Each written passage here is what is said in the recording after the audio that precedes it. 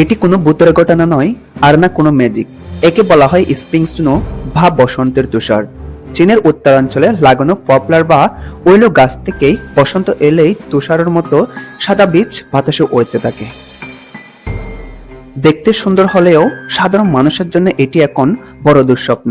দোকান, রাস্তা, কারখানা সব জায়গায় উড়তে থাকা তুলা মানুষকে অতিষ্ঠ করে তুলেছে। শুধু মানুষ নয়, পশুরাও এর হাত থেকে রেহাই পাচ্ছে না। এই উড়ন্ত তুলা অ্যালার্জি, শ্বাসকষ্ট, এমনকি আগুন লাগার ঝুঁকিও বাড়ায়। বাইরে থেকে এটি মজার দৃশ্য হলেও স্থানীয় মানুষদের কাছে এটি একটি বড় ভোগান্তি।